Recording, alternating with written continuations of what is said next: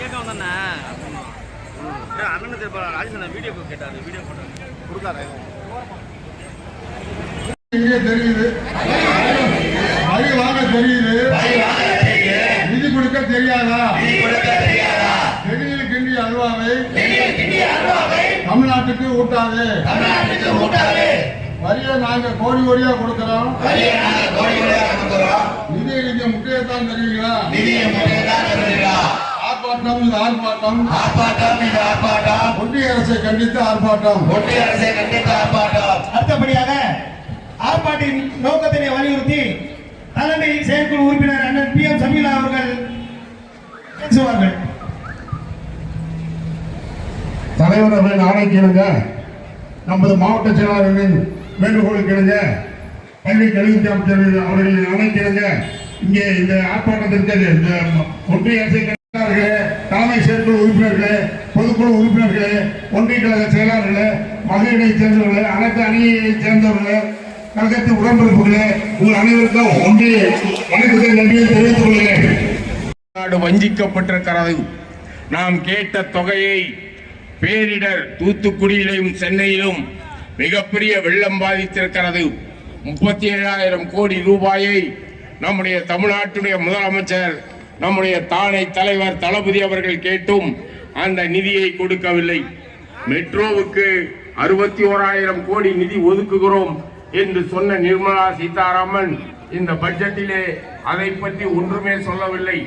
கோயம்புத்தூர் மதுரைக்கு மெட்ரோ கேட்டிருந்தோம், அதை பற்றியும் ஒன்றும் சொல்லவில்லை. ஆகவே தமிழ்நாட்டுக்கு என்று எந்த புதிய திட்டத்தையும் இந்த மத்திய சர்க்கார் இந்த ஒன்றிய அரசாங்கம் அறிவிக்கவில்லை. ஆனால் இந்த நிதி தலைமை செயற்குழு உறுப்பினர்கள் அருமை சகோதரர்கள் வன்னை அரங்கநாதன் அவர்களே, எந்தெந்த துறையிலே எவ்வளவு நிதிகளை எல்லாம் நமக்கு வஞ்சிக்க முடியுமோ அந்த தேர்தலின் போது அவர்கள் அந்த வன்மத்தை வெளிப்படுத்துகின்ற முகமாக, ஏனென்றால் ஒருவரை கூட இங்கிருந்த பாஜகவினர் செல்வதற்கு வாய்ப்பளிக்காத காரணத்தால் தமிழகத்தை எந்த அளவுக்கு வஞ்சிக்க முடியுமோ அத்தனையும் செய்வோம், பழிவாங்குவோம். ஏனென்றால் ஒரு முறை தேர்தல் பிரச்சாரத்திற்கு முன்பு இந்த பாரதத்தினுடைய பிரதமர் மோடி அவர்கள் தூத்துக்கெல்லாம் காரணம் இந்த இந்துத்துவ கொள்கைக்கு நாம் சமரசமாகிவிட்டாலும் சுயமரியாதை இல்லாமல் நாம் இருந்தாலும் நிச்சயமாக அவர்கள் வாரி கொடுக்க தயாராக இருக்கார்கள். வெறும் கொண்டிருக்கிற நம்ம எல்லாம் ஒருங்கிணைத்திருக்கிற தமிழகத்தினுடைய முதலமைச்சர் அண்ணன் தளபதி அவர்களுடைய அறிவுறுத்தலின்படி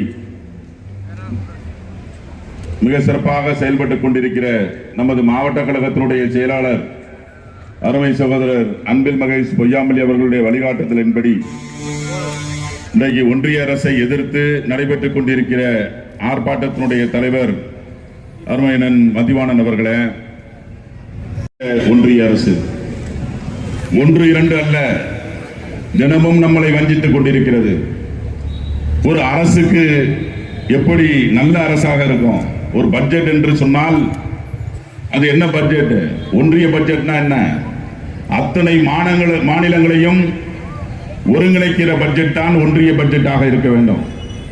ஆனால் இப்போது போடப்பட்டிருக்கிற ஒன்றிய பட்ஜெட் என்பது 2 மாநிலங்களுக்கு மட்டுமான பட்ஜெட்டாக இந்த பட்ஜெட் அமைந்திருக்கிறது. ஒரு நல்ல அரசுக்கு அழகு என்ன என்று சொன்னால், வாக்களித்தவர்களையும் வாக்களிக்காதவர்களையும் அரவணைத்து செல்கின்ற ஒரு அரசு தான் ஒரு நல்ல அரசாக அமைய முடியும். மாண்புமிகு தமிழக முதல்வர் அண்ணன் தளபதி அவர்கள் 2021ஆம் ஆண்டு சட்டமன்றத்திலே முதலமைச்சராக பதவியேற்ற பின்பு சட்டமன்றத்திலே ஆற்றிய உரை என்ன தெரியுமா? வாக்களித்தவர்களுக்கும் வாக்களிக்காதவர்களுக்கும் நான் ஒரு நல்ல முதலமைச்சராக இருந்து அனைவருக்குமான பணிகளை செய்வேன் என்று சொல்லிய முதலமைச்சர் எங்க? 40க்கு 40 தமிழகத்திலே ஒண்ணு கூட கிடைக்கல. அதனால தமிழகத்துக்கு ஒன்னும் தர முடியாது என்று சொல்கிற மோடி எங்க? கொஞ்சம் யோசித்து பார்க்கணும். சேர்த்த பெருமை நம்முடைய மாவட்ட கழகத்துடைய செயலாளர் மாண்புமிகு பள்ளிக்கல்வித்துறை அமைச்சரை மட்டும்தான் சார். தமிழ்நாடு பூரா அந்த ஆர்ப்பாட்டம் நடந்துட்டு அந்த மாவட்ட தலைநகர்கள். ஆனால் இவ்வளவு பெரிய கூட்டம் நம்முடைய தெற்கு மாவட்டத்திற்கு மட்டும்தான் கூடியிருக்குங்கிற மாதிரி நான் கருதுகிறேன். மிக பிரமாண்டமான கூட்டம். வரும்போதே பிரசுக்காரங்க சொன்னாங்க, இங்கே தாங்க அதிக கூட்டமாக இருக்குன்னு சொல்லி சொன்னாங்க. எவ்வளோ சந்தோஷமாக இருக்குது. இதுக்கு காரணம் நம்முடைய மாவட்ட கழகத்தினுடைய நம்மளை எல்லாம் அன்போடும் வாஞ்சையோடும் அரவணைத்து சென்ற ஒன்று. ஒரே காரணத்துக்காக நீங்கள் அவருடைய பேச்சுக்கு கட்டுப்பட்டு மொத்தமாக குழுமிருக்கீங்க. சகோதரர் சேகரன் அவர்களும் குழுமிருக்காங்க. அதனால் குறிப்பிட்ட சிலதை மட்டும் நான் சொல்லி முடிச்சுக்கிறேன். ஒரு 4 நிமிஷத்தில் நான் முடிச்சுக்கிறேன். கடந்த 10 நாளைக்கு முன்னாடி ஒன்றிய அரசு நிதி ஆயோக் அறிக்கை வெளியிட்டுச்சு. அந்த நிதி ஆயோக் அறிக்கையில் நிலையான வளர்ச்சி இலக்கு குறியீட்டு புள்ளி வரும்படி 17 இலக்குகளில் அதிகம் இலக்குகள் முன்னணி பெற்றிருக்கிற ஒரே மாநிலம் இந்தியாவில் நம்ம தமிழ்நாடு தான். இது ஆட்சி செய்கிறது நம்முடைய தமிழக முதல்வர் தளபதி அவர்கள் தான். இந்திய தேசத்தில் மற்ற மாநிலங்களை விட 3ஆம் இடத்திற்குள்ள ஒரே மாநிலம் நம்ம தமிழ்நாடு. தேசிய சராசரி விட அதிக மதிப்பெண் பெற்று முன்னணியில் இருக்கிற ஒரே மாநிலம் நம்முடைய தமிழ்நாடு. நிதி ஆயோக் தரவுகளின்படி அதிகமான இலக்குகள் முன்னணியாக இருக்கிற மாநிலம் ஒரே மாநிலம். குறிப்பாக 92 மதிப்பெண்கள் பெற்று வறுமை ஒழிப்பில் இந்தியாவிலேயே முதல் மாநிலமாக இருக்கிறது நம்ம தமிழ்நாடு.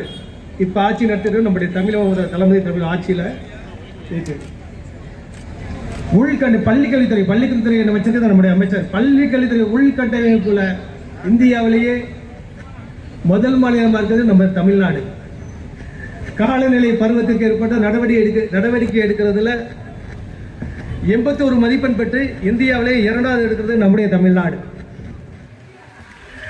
தரமான கல்வி வழங்குவது 76 மதிப்பெண் பெற்று இந்தியாவிலே 4வது இடத்துல நம்ம தமிழ்நாடு. இப்படி 17 இலக்குகளை 13 இலக்குகள் முன்னணி மாநிலமாக ஒரே மாநிலம் நம்முடைய தமிழ்நாடு. செயலாளர்கள், ஒன்றிய கழகத்தினுடைய நிர்வாகிகள், பகுதி கழகத்தினுடைய செயலாளர்கள், அரசை கண்டித்து ஆர்ப்பாட்டம். ஒன்றிய அரசை கண்டித்து ஆர்ப்பாட்டம். ஆர்ப்பாட்டம் இது ஆர்ப்பாட்டம். தமிழ்நாட்டை புறக்கணித்ததற்கு ஆர்ப்பாட்டம். தமிழ்நாட்டை புறக்கணித்ததற்கு எதிரான ஆர்ப்பாட்டம். ஏமாற்றாதே. தமிழ்நாட்டை ஏமாற்றாதே. நிதி எங்கே? எங்களுக்கான நிதி எங்கே? நீதி வேண்டும். தமிழ்நாட்டுக்கு நீதி வேண்டும். தடுக்காதே.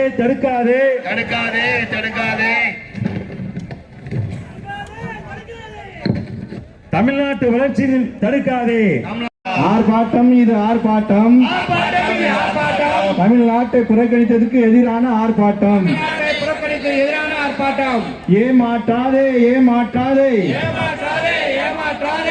தமிழ்நாட்டை ஏமாற்றாதே.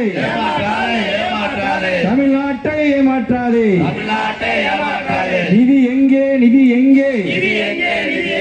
எங்களுக்கான நிதி எங்கே? நீதி வேண்டும். தமிழ்நாட்டுக்கு நீதி வேண்டும்.